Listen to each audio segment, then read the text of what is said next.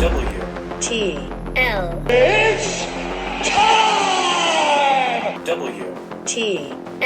I think we got a show. Oh yeah, we got a show. W-T-L. And welcome back, everybody, to WTL. Where's the line? I'm your host, Ant D. Klassen, joined by JaBron. Oh, the Parlay Pounder. Yes, sir. We're back. Yes, we are. And, we got roughed up a little bit last week, but, that wasn't our fault. The NFL, college football, that was just all over the place. It's too hard to, but we'll bounce back this week. Everybody has their down weeks, but, there was a couple of crazy lines that went the opposite way of us, but we'll get them this week. We're going to bounce back, and I think we're up around 10 units right now, so you can't complain about that. So let's dive into some NFL Thursday night football. Yeah. Eagles versus the Texans. This is in Houston, and they are catching 14. Of course, that's going to be on Prime, 7:15 kickoff. Yeah, of course, Andy. And the Eagles are trying to extend their leading winning streak to 7 games with a dominant win over the Steelers. Yeah, they look good in their last game. They look good. They're going to keep this momentum going. They're going to beat the Texans, Andy. It's just, are they going to cover that 14 points? Mm-hmm. Jalen Hurts is just a world beater right now, Andy. Nobody can stop him. Yep. He commands the whole offense. He commands the whole team. Philadelphia has played well defensively as well, only giving up 16.9 points a game.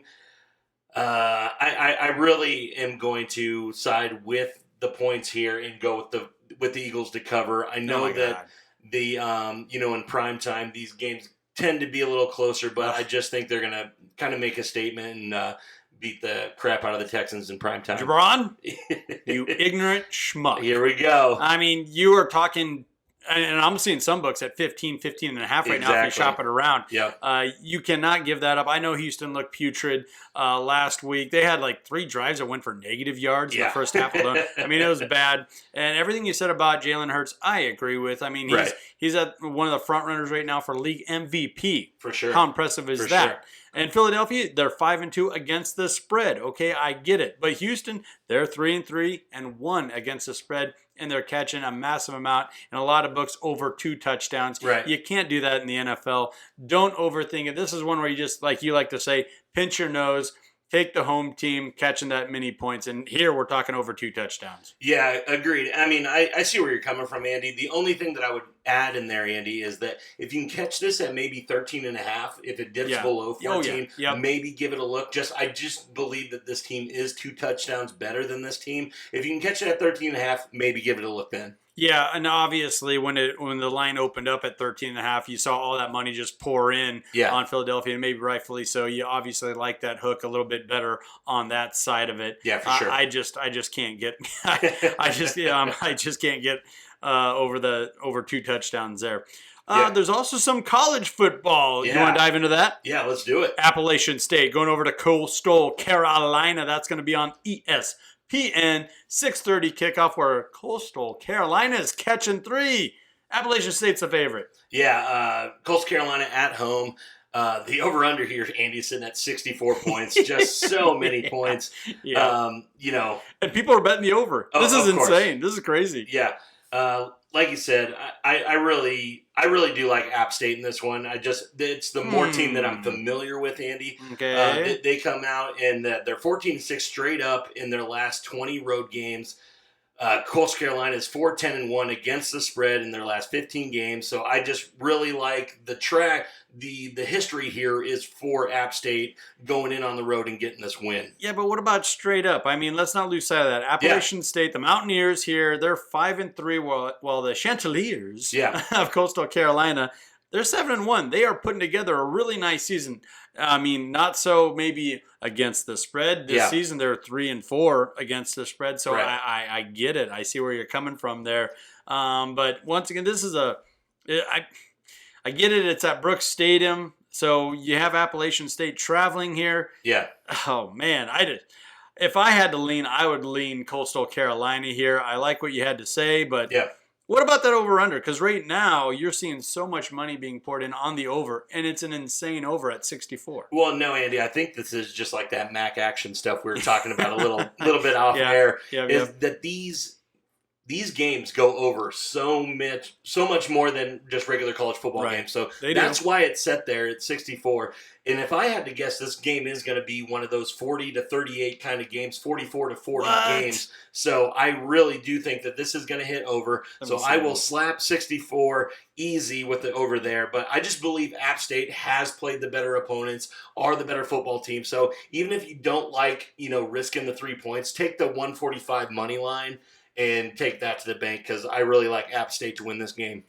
All righty. Well, I'm not going to argue too much with you here. I was just saying a lean, just a light lean I got you. on Coastal Carolina. I mean, whenever your team is a chartreuse color and your mascot is a chicken, you can't get too wild with that bet. I got you. You don't feel too good about that. Yeah. All right, let's talk about a little bit of a surprise team here. Yeah. Friday night. I wish college would get away from that and leave that for high school. But anyhow, Friday night college football. Oregon State's heading to Washington. Very cool stadium there, but Washington catching 4.5 as they're taking on the 25th ranked Oregon State Beavers. That's a late kickoff. 9:30 ESPN2. Yeah, Andy. And like you said, 4.5 for Washington as the home team. And the over-under sitting here at 54.5, which I believe is a misprint. I believe that the over-under is too low. I would get in on it now. I believe that should be upwards of 60 points right now. So if you guys go to your book and it's anywhere under 60 points, I would grab it right now. I would take it all the way up to 60. Excellent point, because that line is moving up, and you have just over 70% of the money moving in on that over. So that's just going to keep driving it up. So the earlier you can get in on that over, probably the better. And once again, don't overthink it. This is West Coast Pac-12 football. Yeah, it is. And both of these teams really rely on their offenses to put up big numbers and hope their defense can do just enough for them to get the win. So Washington is averaging over 40 points a game with 507 yards. And Oregon State is not far behind with 32.9 points a game, averaging over 400 yards a game. So I don't really have a reason to lean either way on this, Andy. I just love that over right now. Let me hear what you're thinking. Okay, I like the over. I'll bite on that, but I like Washington. I like them a lot. They're at home. They got a stable of running backs. They're going to pound the rock. I know Oregon State is ranked, but when you start talking about schedule and that sort of thing, maybe the Huskies are a little bit better battle tested. They're also 6-2. Okay. So straight up. So you got two good teams here out of the Pac-12 going at it. I just love what Washington's been able to put together, especially in the running game. I don't think Oregon State's going to be able to handle it. I mean, I'm even looking at a model here that's showing me a score predictor of 23.6 Washington to 1 Oregon State. You never see that. No, you don't. Never see that. Not. Especially when you're looking at an over of what you're saying. If you were a capper, on that level, you're saying it should be around 60, 61. Agreed. Well, you're not going to get to 60 if one team's only scored 1 point. So something's up there. There's something off here. Something's afoot in the OK Corral. In the Pac-12. Yes, so I like Washington to win. I like Washington to cover. And I like the over. I'll go with you along with that. You know what? I'll buy that. I'll buy that, Andy. All righty. Well, we've had our fair share of hits. Let's talk about some hits and misses here, though. Let's start with our misses. And it was one that we were pretty high on. Cincinnati, they were a 3-point favorite over the Browns. I mean, everything kind of pointed towards Cincinnati. We didn't get too crazy with it, but we suggested go with Cincinnati. Yeah, for sure, Andy. And I had this in a couple of my parlays that had hit all the way up to Monday night, and then this one just really just broke the bank. Cincinnati came in on the road as a 3-point favorite to the 2-5 Browns that we just thought were kind of lifeless, Andy. I get that the Bengals were missing Jamar Chase, which is a huge part of their offense. You still got T. Higgins and Tyler Boyd. They got good receivers. And Hayden Hurst and all that kind of stuff. But we were high on the Bengals. They just came out and laid an egg, only putting up 13 points. And that over-under really was really crazy because it was at 45, and that's exactly where it was. Yeah, so landed right on the number. Yeah, landed right on the number there. So there's no win or no loss. They knew what they were talking about on this one. Yeah, I think the biggest thing that we discounted was the Browns defense. Yeah. They showed up to play, and we did kind of throw that a little bit of a waiver in there saying, look, this is a divisional game, so stranger things have happened. It was just the way Cincinnati's offense. And it was on Halloween. It was on Halloween. And Myles Garrett dressed up as Vecna from Stranger Things. So, yeah, I mean, these are all things that we didn't know when we recorded. Yeah, I didn't have Myles Garrett's cell phone number, which was, that would have been nice to have. Yeah, so we did miss on that one, and it was a push on the over-under because it landed right on 45. But we also had a couple of hits. Yeah. Of course we did. None bigger than the World Series. How about them Philadelphia Phillies? I mean, you were also sprinkling in some prop bets that also landed there. But first, you were just saying, take that money line, take the Phillies. Yeah, it was too good a value in Game 1 for you to not take the Phillies. They were red hot. The bats were red hot. Yeah. We knew that they had the better, in my mind, the better pitcher in World Series. World Series Game 1. Yeah. Verlander was 0-6 going into that. Mm-hmm. And the Astros came out and got up 4-0. So I was kind of clinching my seat a little bit, but. No matter what, those Phillies bats are going to get going. They did, had a walk-off home run, and took that to the bank. Hey, chicks dig the long ball. So do sports bettors. Yeah, exactly. I mean, the Phillies, and that's something else we mentioned last week as well, that this roster is built for the postseason. It is. And I mean, Schwarber, Hoskins, and of course Harper. Yep. They're swinging some lumber right now. So even if you do get in an early hole, down 4, whatever. Yeah, one swing of the bat. Yeah. And they're just right there back you at got it. And if I had a lean, I'm still leaning towards Philadelphia. I know they can drop a game and then win it at home here. But I like the momentum that Philadelphia is playing with right now. No, they do. It just seems that they got all facets going right now. Their starting pitching is getting through the first 5 innings, which is really, really important to keep that bullpen alive and ready. And the bats are just going off. So I really like the Phillies to win the entire series. If you want to hedge a little bit and take the Astros, that's your prerogative. They have championship DNA and they could still win this series, but I'm on the Philly train all the way through. The Astros are in quite a hole right now. I kind of like Philly as well. So, yeah. Hey, before we sign out here, let's take a minute to recognize one of our fabulous partners. That is Play Action Pools, as they are revolutionizing group hosting platforms. Make it your new spot for all your football and NBA basketball contest needs. Play today at playactionpools.com. Don't go anywhere, folks. This is WTL.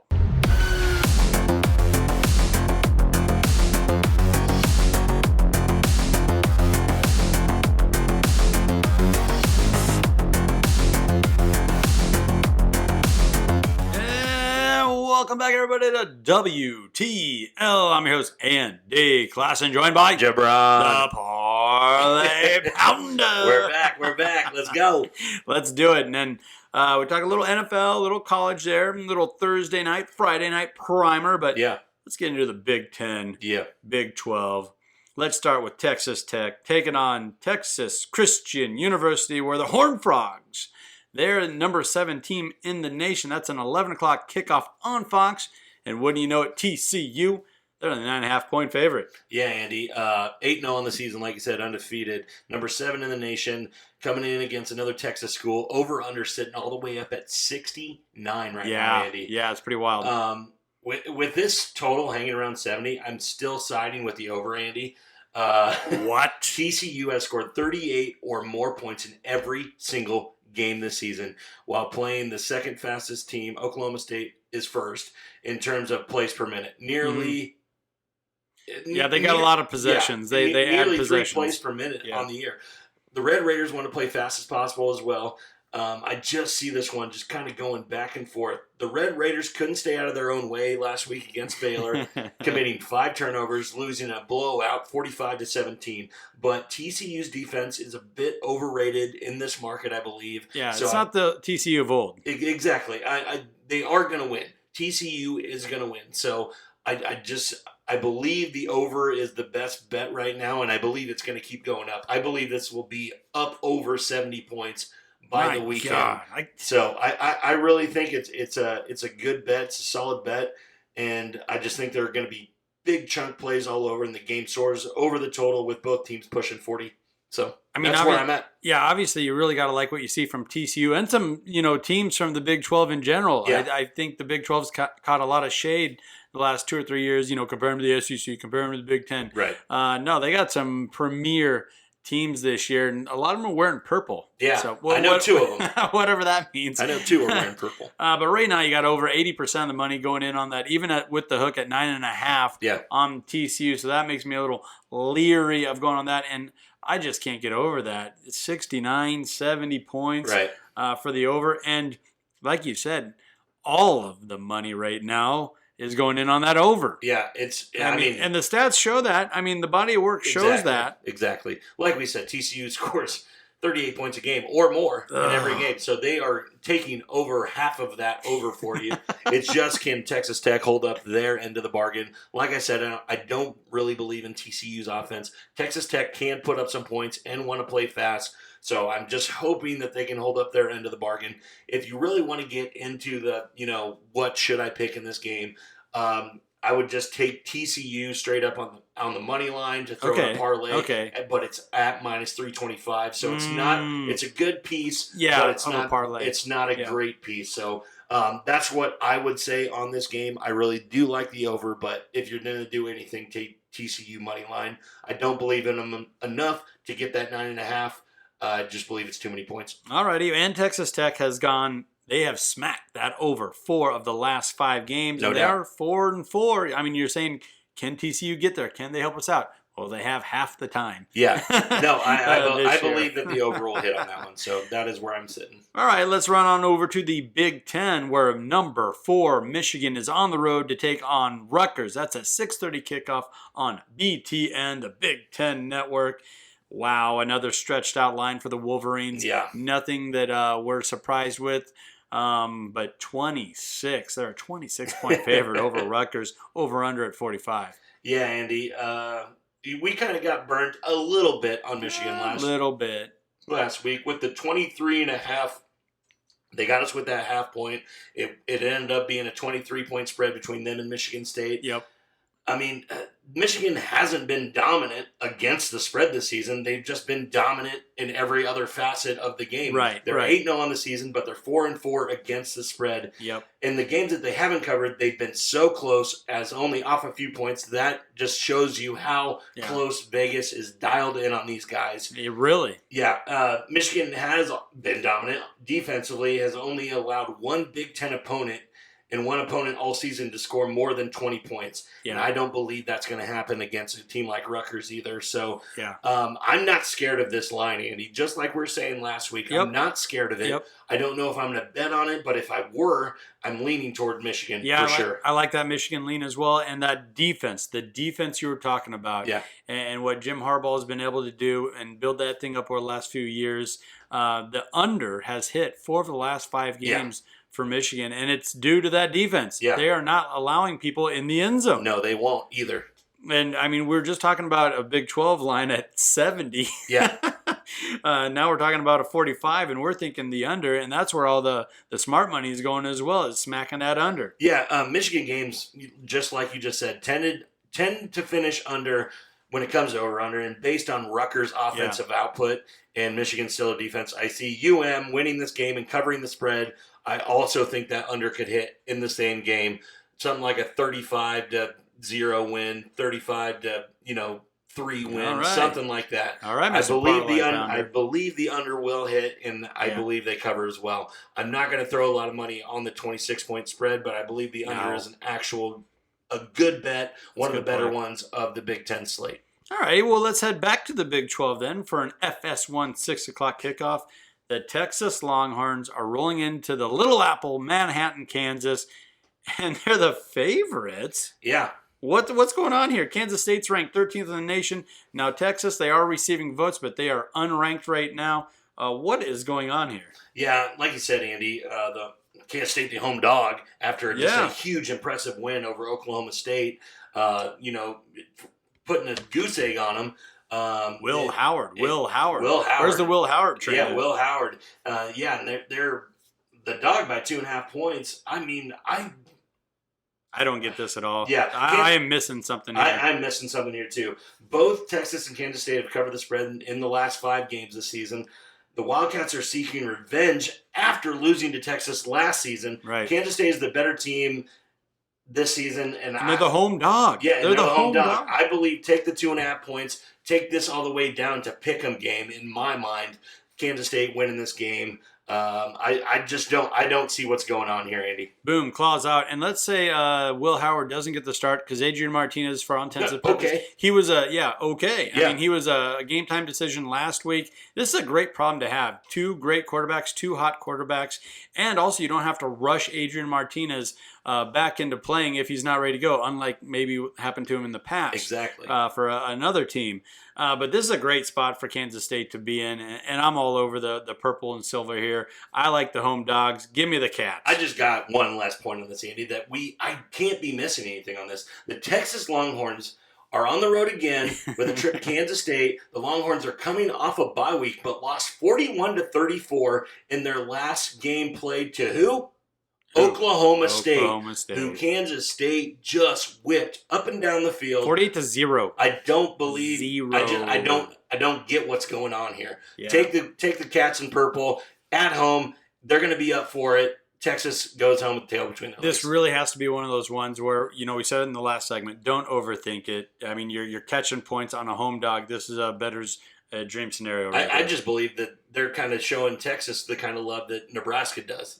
We're back in the a year or two ago. I'm just saying that Texas fans are just hitting, Texas going to win, Texas going to win, Texas going to win, without looking at the body of work from the Wildcats. I don't get this. Yeah, they're calling it that luxury tax or whatever. The Texas tax. Blah, blah, blah. Yep. All right, now here's the game that this is what everyone's talking about here. The Minnesota Golden Gophers, the Fighting PJ Flex. Rolling into Lincoln, Nebraska, where they find themselves a heavy favorite here. 16 points. Nebraska. Doesn't even sound right. A 16-point dog at home. Yeah, Andy. And the over-under sitting there at 46 points. I don't know, Andy. I just think we're dead. I get the case can be made for a home dog underdog in some spots. And Minnesota hasn't necessarily looked like a team that can, should be laying out with this many points. But the Cornhuskers simply aren't built to stop a team like Minnesota with the defense and a hard, running team. Minnesota still has a top 5 scoring defense and 6 against the pass, 7 in total defense as well. I just think they find a way to a route. This disappointing Nebraska team at home. Yeah. Give me the Gophers in a beatdown. I'm taking the 16.5 for the Golden Gophers. Yeah, there's too many intangibles going the way towards Minnesota. We still don't know exactly what's going on with the injury with Casey Thompson. Yep. And it might just be a stinger or this or that, but there's still question marks there. He's still listed as questionable. Yeah.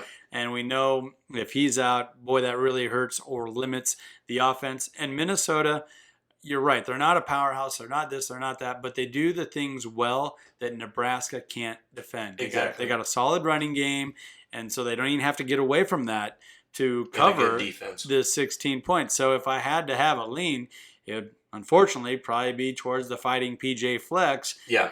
And at Memorial Stadium in Lincoln, I can't believe I'm saying it kills me to say this, but PJ's about to flex on us. Just exactly like this. Just feels like the Illinois game, just a replay of last week. So I believe that's what's going to happen. I believe that Minnesota routes us, and we just can't get points on the board. Now that's 11 o'clock kickoff. So last week we had a really fun event for another earlier kickoff at 2:30, where we did a pregame show with the No Block, No Rock guys, and we got to send out a big thanks to them and Bower Underground for hosting us with that tailgate. You couldn't have got a better layout, a better tailgate, the atmosphere, everything.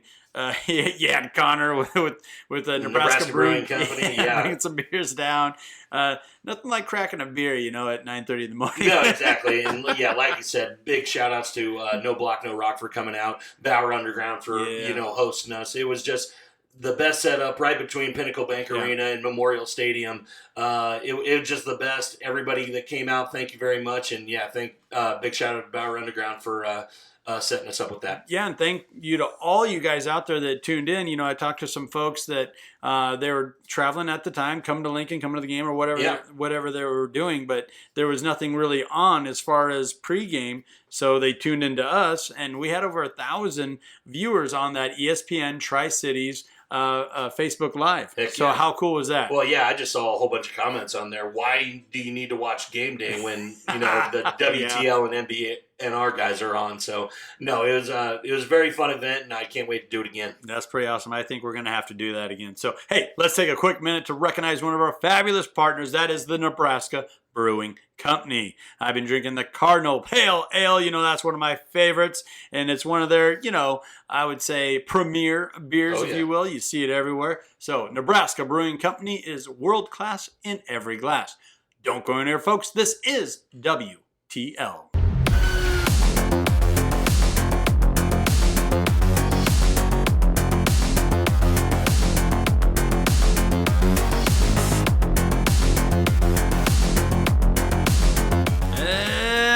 Welcome back to WTL, everybody. I'm your host, Andy Klassen, joined by JaBron. Oh, the Parlay Pounder. You got it. Yes, sir. Now, we talked some pretty good matchups there in the Big 10 and the Big 12. Now, let's get to some premier ranked teams, some matchups. Real college football. My God. Everybody's talking about these ones. And rightfully so. Yeah. So let's start with, maybe a couple surprise teams here. Wake Forest, ranked 20th in the nation, taking on North Carolina State. We've talked about the Wolfpack a couple of times now. They're ranked 21st. That's a 7 o'clock kickoff on the ACC Network. And Wake Forest, they are the 4-point favorites. Yeah, Andy. I just think this one's a little weird just because I believe that these two teams are so evenly matched. I believe that they're about the same team. Both 6-2, both in the same conference. Over-under sitting there at 54, Andy. I believe the only reason that they're giving Wake Forest kind of this little nudge here is that Virginia Tech game against the Wolfpack last week. They were down 21-10 and going into the final quarter. NC State did post 12 unanswered points and got the win for a 22-21 comeback. They're winning games. They're winning games. Yeah, the Demon Deacons, I'll give you another reason. The Demon Deacons are 4-1 against the spread in their last 5 overall games. Meanwhile, the Wolfpack is 2-5 against in their last 7 straight up. I think I still got to go with NC State here, Andy. Getting the points +4 at home. I just believe that they're going to come out. They might get down, but I believe that they're going to be able to cover this at least at home. So as for Wake Forest, they're coming off an ugly loss against Louisville, highlighted by a whopping 8 turnovers. Outside of that, the Deacons didn't play too badly, but it's going to be a tough loss to shake, I believe. And I really like the home team here to cover those 4 points. No, you make a terrific point there with the home dog. That's one of the most secure bets you could ever make is taking the home dog there, especially when you're getting 2 evenly matched teams. However, you already alluded to it. On the season, Wake Forest, they're 6-2. They're also 6-2 against the spread. North Carolina State, on the other hand, they're 6-2 straight up, but they're 2-6 against the spread. So that gives me a moment of pause there. I like the 4 points. It's not on that key number of 3. Over 3. If I can wait for it to get down to 3, maybe 3.5, I'm really going to be leaning hard towards Wake Forest, but I might just have to sit this one out and really watch this line because there probably will be more money coming in on the home dog. I would agree. Think so. I would agree. All right, let's head on over to the SEC. Number 6, Alabama. And how about that? They were ranked outside of the top 4 in the college football playoff. Crazy. I believe the first time ever that there's ever been a college football ranking that Alabama just wasn't 2, 3, whatever. You got to get the Crimson. I guess not this year. Not this year. Too many unbeaten teams still, Andy. Too many unbeatens. So Alabama's taking on LSU. They're ranked 15th in the nation. That's a 6 o'clock kickoff at Tiger Stadium. And wouldn't you know it, the home dog once again. LSU catching 13.5. Yeah, Andy, it's crazy. A ranked team as high as LSU, 6-2 on the season. What's going on? Only one more loss than Alabama. 13.5-point dogs at home. 56.5 is the over/under. I mean, Brian Kelly has this LSU Tigers team humming, coming off a top 10 win over Ole Miss before their bye week. They just got a whole entire week to prepare for the Crimson Tide. I don't believe that they win this game, Andy. I'm not saying that, I have them covering. I'm predicting this game a 45-35 win for Alabama, winning by 10 points. I just think 13.5 is too much. That's 2 touchdowns. Yeah. I think LSU can cover that, but I do like that over a lot. There's a really crazy stat out there, and it's something like 66 or 67%. If you just blindly bet college football home dogs, you'd have won like 67% of your bets just this season. And you'd love it. Yeah, you'd be loving it, and it might just be like the last 3 weeks. Yeah. Don't quote me on any of that, but the point being is home dogs will cover for you, and I think this is a prime spot for it. Not saying the LSU Tigers are going to win, but you got to love the metrics that you just went over there. Yeah. Knocked off a ranked team, then went on a bye, got healthy, got right, and you got Alabama coming home. And I'll tell you what, this is a 6 o'clock kickoff at ESPN, on ESPN. Wild things, stranger things have happened at Tiger Stadium at night. I agree. All right, let's head on over to the ACC and I guess pseudo-ACC when you talk Notre Dame. Yeah. Number 5 Clemson taking on Notre Dame. That's a 6:30 kickoff. That's going to be on NBC. And Notre Dame, they are laying 3.5. Wow, this is quite the trend here. Home dogs. This should just be the home dog segment. Home dog segment. Yeah.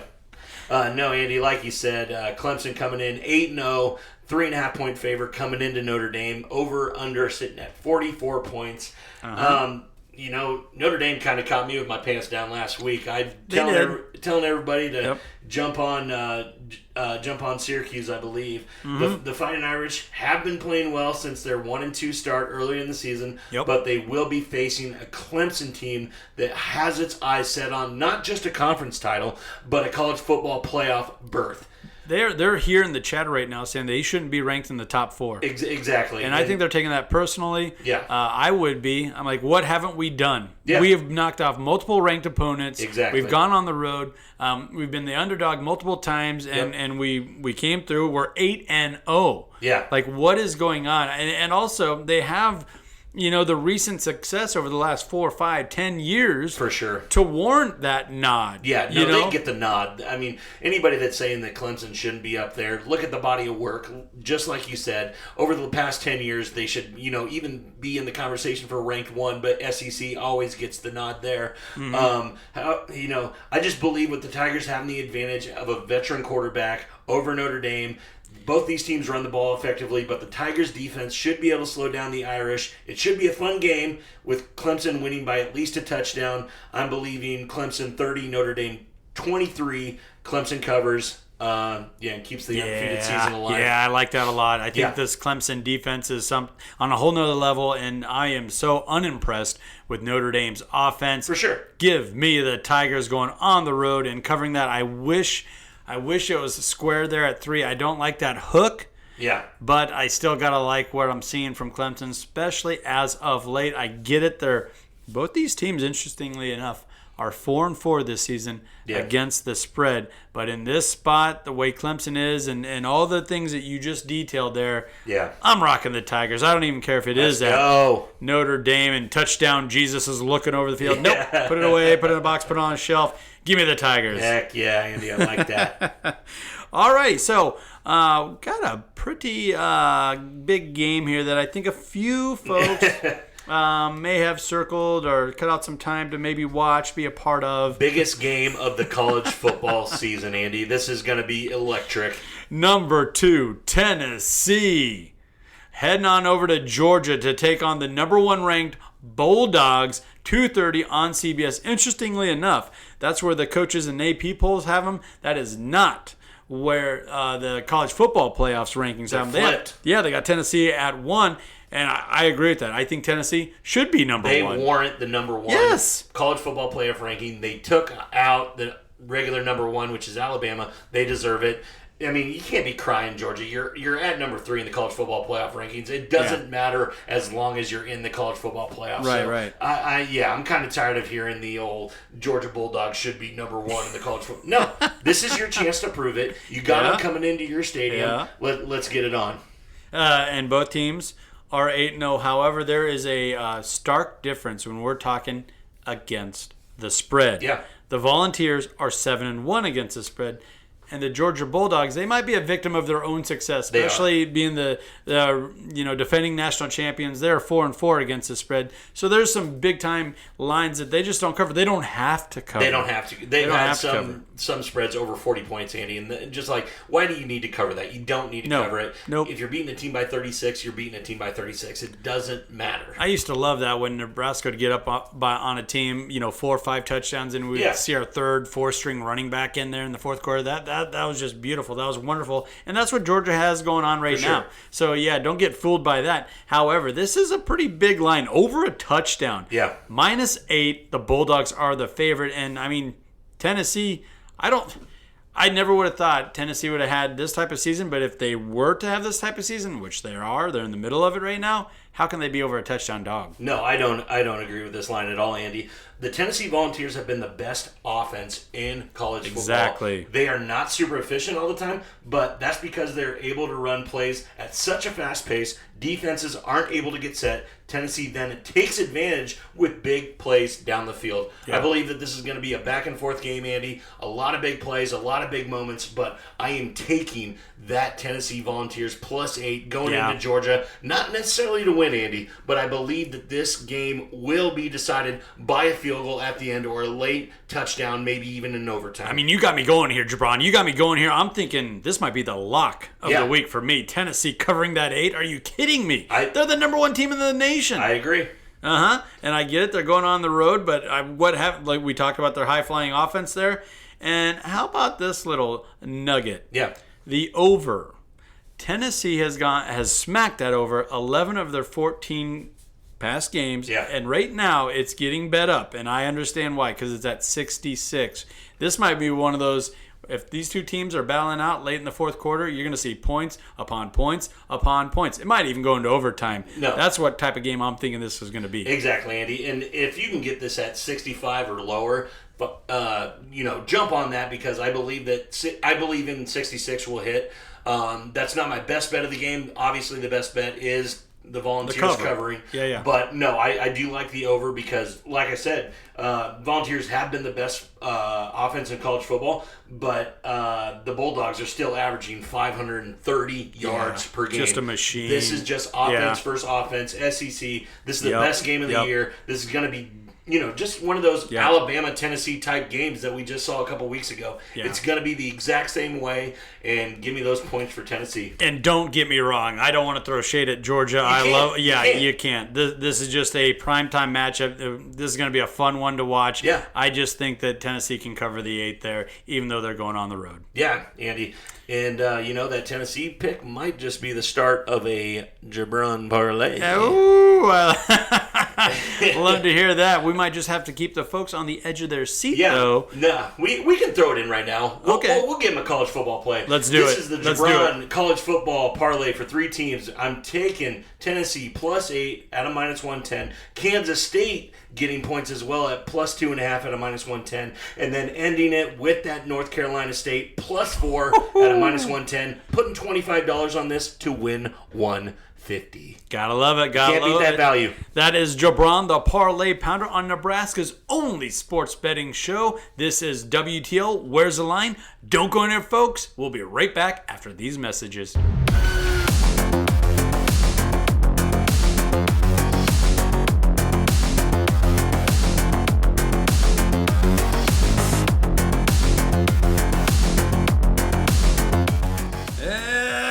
Welcome back to WTL, everybody. I'm your host, Andy. Class enjoyed by JaBron, the Parlay Pounder. You know it. We're back. Okay. So we talked a little NFL. We talked a lot of college football. Yeah. Now we got to talk about a lot of NFL football. Let's get back into it. All right. We got a high noon. That's I guess that's a popular drink nowadays. Yeah, that's a barstool shout out there. High noon kickoff on Fox. That is the Packers taking on an NFC North rival in the Lions, and I don't know what to make of this, but Green Bay, I guess they're the road favorites at -3.5. Yeah, Andy, like you said, it's kind of weird to watch this, Packers team kind of unravel here, but the over-under sitting there at 49.5. The Lions kind of seeming like they've given up on the season, getting rid of their tight end, TJ Hawkinson, to a divisional foe. What a weird trade. What a weird trade. But it's hard imagining the Packers having the 7th worst scoring offense this season, but here we are. Green Bay Packers offense has been held to a putrid 17.5 points per game during this 4-game skid. However, things should kind of get back on track with, playing against a line, the NFL's worst scoring defense in the league. And Goff, he just makes some terrible decisions. Yeah. I feel like he's slow on his reads. Like it hasn't gotten better for him since he left LA.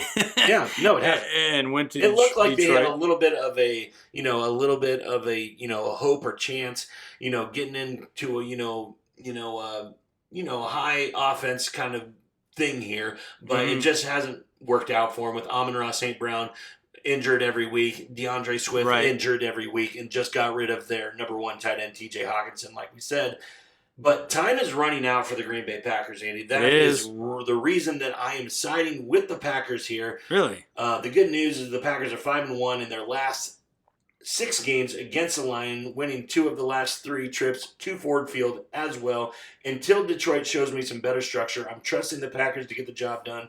Packers 28, Lions 23. All right, I got a little pushback for you here. Yeah. You mentioned, on the field and straight up type of things, but Detroit is 5-0 against the spread their last 5 games against Green Bay at home. Yeah. So, I had to stretch a little bit to get there. Yeah. And there's definitely, you got to really pause when you're talking about betting on Detroit. For sure. But this might be a spot. We talked about it earlier. Home dogs. That is the way to go. Yeah. And in the NFL, it's so sharp. The cappers are so sharp right now. And you got enough of a body of work to go with. I'm catching 3.5 at home. Yeah. I even got the hook. And you talk about Detroit giving up on the season. It kind of feels like Green Bay's giving up on their season. A little bit. They elevated Samori Toure. How about that? Got a touchdown. Little Husker shout out there. Love to see that. Yeah. So if I'm going to go with the light lean here with Detroit. I'm going to wait and see till the last minute here to kick off if I actually do want to play this. But if I had to right now, I am leaning towards Detroit. What about that over-under? We're looking at 49.5. Yeah, I'm not so sure on this one, Andy, just because I don't believe in the Lions to put up very many points. Obviously, the Packers' offense is not as good either. Struggling. So if I was going to lean, I would lean on the under. And you kind of tempted me there, Andy, a little bit. I might not take this 3.5-point favorite for the Packers, but just stick to that minus 185 money line. There you go. Yeah, because I believe that they will win. I just don't know by how much. The Lions could give them a little scare, and then Crosby hit it in at the end and try and take it home. So that's not too juicy, is it? No, it's not too juicy. But that minus 185 is not a bad play if you're on the Packers. Alrighty, let's head on over for another Fox high noon kickoff. That is the Vikings traveling to Washington, D.C. to take on the Comanches. The Commanders.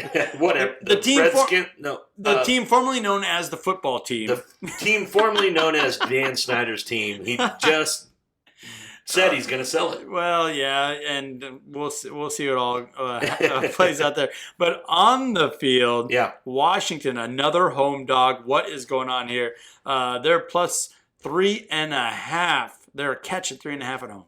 Yeah, Andy. I'm just going to come out and say it. The Minnesota Vikings are frauds.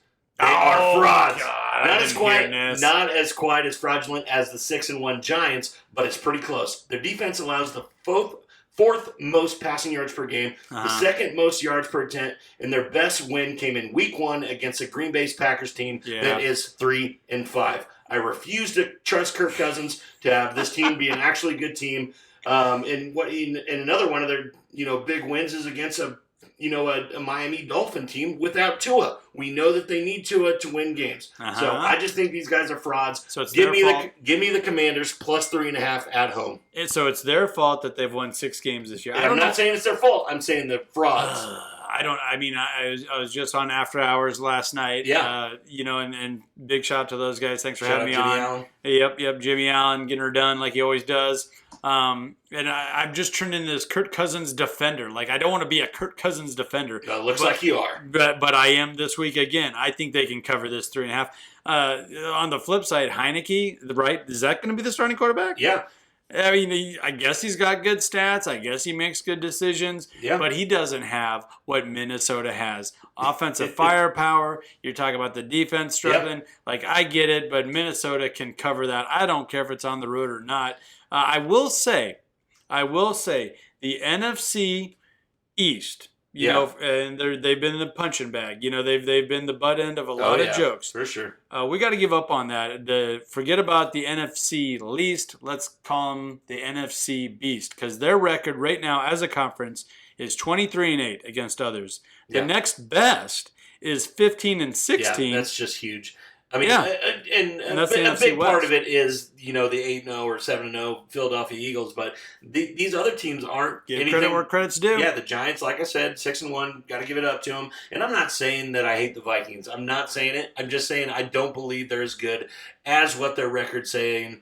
I think this is a rat line. It's a trap. It feels like Vegas is dying for you to take Minnesota. I recognize the Vikings are 6-1 and the Commanders are 4-4. Right. But I think the Vikings are frauds. So give me Washington with the points. And maybe to your point there, the NFC North, as a conference against others, they are 13-17. Ooh. And nothing really to brag about. Yep. All right, let's head on over to Sunday night. Oh, Sunday night. Sunday night. Who is that little country singer there? Carrie Underwood, I believe. Carrie Underwood and her legs get you ready for kickoff with her little spiel, her little song there. Yeah. All right, but we got the Tennessee Titans. Yeah. Head on over to Arrowhead Stadium. That place is going to be rocking. Yes. They are a huge dog. Kansas City is a 12.5-point favorite. Yeah, Andy. Chiefs' track record against the spread is far from good, and with Frank Clark beginning his suspension this week, there will be a little bit more room up front for Derrick Henry to run. I like the Chiefs in a convincing victory, but the Titans should cover the 12.5. I think so. It's a slower-paced game that features a tough outing from Derrick Henry. I believe Chiefs 27, Titans 17. They cover the spread. Chiefs win the game. I mean, they're still winning by 2 scores there. Exactly. You know, winning by 10, winning by 11. Yep. And one thing that, you know, a lot of people would always talk about, well, Andy Reid coming off a bye. Andy Reid coming off a bye is going to cover. That's not really been the case the last couple of years. He's going to win. But coming off a bye, he hasn't been as sharp, or the stats haven't really shown that the last couple of seasons. For sure. And the Chiefs are one of these teams where they're playing for more than just, you know, putting it on and making a statement. Yeah. They're looking at making a run in the playoffs. So with everybody healthy. They're one of the few teams out there in the NFL that can go ahead and get up and kind of control the game. And they have a quarterback now who's confident and competent enough to do that for them. Exactly. And like you were just alluding to, they can get up and hold the lead. They can also get down and score so fast. Yeah. So they're never eager. They're never, they're never like a lot of these other teams with their foot on the gas at all times. They don't need to be that way. I believe that they win this game. I just don't think they're going to cover this spread, especially with Derrick Henry having a monster day for the Tennessee Titans. But I believe the Chiefs win this one in, like I said, convincing fashion, just not covering 13. What about that over-under, 46.5? I would be very remiss to think that this is going to go over, just because I think it's going to be kind of a grind-out game. And the time of possession, favoring the Tennessee Titans with eating a lot of that clock up. I believe the Chiefs will score fast, and the Titans will use a lot of clock to keep this kind of I said, a lower scoring game. So I don't like the over. I don't like the under either. I don't ever like, betting the under with the Kansas City Chiefs on the field. That's brutal, isn't it? I'm just saying that I do not like the over here and will not be betting the over here. There is a slight edge. There's a slight edge being poured in on the over, and I think it's because of what you're saying. Chiefs coming off a bye, Pat Mahomes, all these guys. No doubt. So I get it. I get it both ways. So maybe that's one that you could just sidestep and put in your back pocket and not get too wild about. I've heard a lot of good cases, though, for Tennessee to be able to cover this one. Yeah. But what about the quarterback? Tannehill he's on the injury report right now, and they're being really quiet about that. So I'm going to give everyone an if. And I think it might come down to a game time decision. If Tannehill doesn't start, if he's not the starting quarterback, I think Kansas City covers. Okay. Just because there's no offense other than Derrick Henry then. Yeah, no, then they can stack the box against them. No, I am going... Put 11 guys in the box. I am going into this game thinking that Ryan Tannehill is going to play. They had their Malik Willis experiment last week. They know that he's not ready. They know that he's not the guy. Tannehill needs to get back as fast as they can so that they have a chance at salvaging this season. So I believe this is Tannehill starting quarterback, and the Tennessee Titans can cover. Yeah, forget about Willis. Yeah. All right, let's head on over. What you talking about, Willis?